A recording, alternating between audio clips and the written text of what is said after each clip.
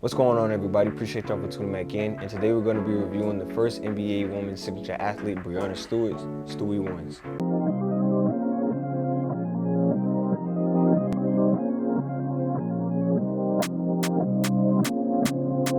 Before we get started to the review, I wanted to take the time to thank you guys. I know I'm sitting at 600 something subscribers. I don't really check often because I like to let the numbers roll in and, just come back and look at it and kind of be surprised and whatnot. But I'll be lying to you if I said I'd be at 600 this fast. And around March, I'm kind of expecting to hit 1,000. And that's crazy to me because I thought it would take a little bit longer, but the support you guys have been showing me, messaging me in the comments, subscribing, viewing, and all that other stuff, it really means a lot to me. So I just wanted to take the time to say thank you to a lot of you guys. Starting this off, we talk about the sizing and the price. And the sizing, I recommend you guys go up a half a size. If you're a wide footer, I recommend you guys go up a whole size because the shoe originally is made by a woman's foot instead of a man's foot. So it's gonna be cut short. And I'm gonna show you guys that real quick. Because right here is the Puma TRC for a man's foot, size 12, and this is Stewie one's size 12, and you can see the difference. I hope you guys can see that, but how the man is a little bigger and it hangs out a little more in the size 12 versus this one is cut short. So size 12 is kind of like a size 11 because my toe is all the way at the top. So I tell you guys, if you guys are interested in getting this shoe, I would tell you go up a half a size from your natural size, and if you're a wide footer, go up a whole size. Next up, we have the pricing of the Stewie ones, and it's going to be a nice price of $120. Moving on to the style, I'm going to give these an 8.5 out of 10.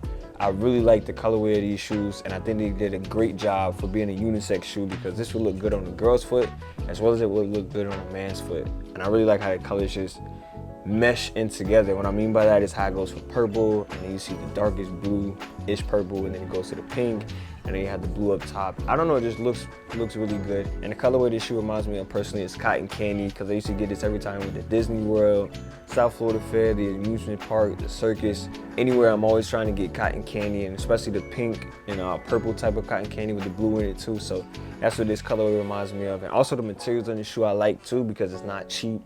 So overall, for the styling of the Stewie ones, I think y'all did a really good job. Up next, we have my favorite category, which is the cushion, and I want to give these an 8.5 out of 10.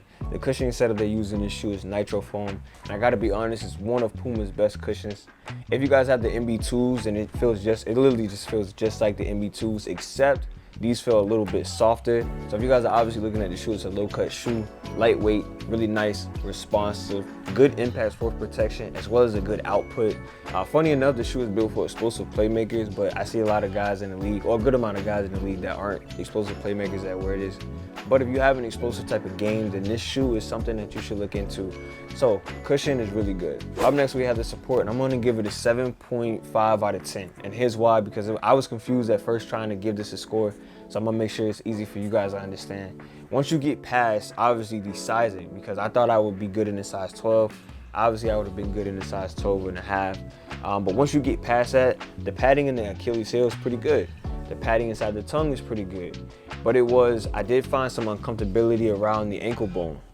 The inside of my ankle is hurting, and it's because the shoe is cut narrow. So since it's made like that, and I'm trying to figure out my size, it was just very uncomfortable because it was narrow and all tight inside, and I didn't have enough breathing room because obviously I come from wearing a lot of men's shoes to now I'm trying out someone else's shoe. But I think once you get past that uncomfortability, I do think the support has the ability to be an 8. But since it was very confusing for me to figure out what size I need, I did find some uncomfortability inside the ankle bone. But the Achilles heel and the tongue area, I found it was really good, nice, snug, and secure. It has the ability to be an 8.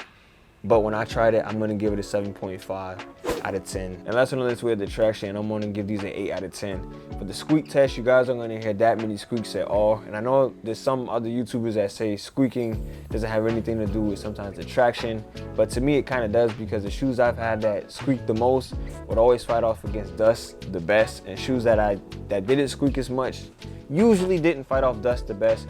But in this situation, that is different. I can honestly say the shoe does somewhat attract dust, but you're not gonna slide out. All you gotta do is give a cool little wipe down, and the traction pattern is gonna go back to how it would be on a clean court. And honestly, I wouldn't recommend any of you guys play with these shoes outside because I don't think that they're built for the asphalt or concrete or will last against it at all. Because you guys can't really feel it, but it looks like it's very easy to weather away. So I think this shoe is strictly for the inside court. And the court I was playing on was dusty, so that's how I know you won't really slide out. It'll hold up a little bit, against dust, worry about falling or hurting or twisting your ankle or anything like that. So that's why I'm giving it an 8 out of 10. It's not bad. Ending it off with the ranking of the Stewie ones, I'm gonna be honest with you guys. I'm gonna give this shoe a B+.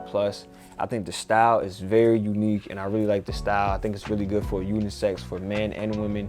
The cushion is one of my favorite parts about the shoe as well. It's soft, responsive, it's got a high energy input and output, as well as it's good against impact force protection. The support is a little bit confusing, but I think given the right size, if you're a man and you wear the right size, I think the support is really good or really solid. So I would say it's in the 8 range, 7.5 range. So take it however you want. And the traction pattern, I think, is actually good as well.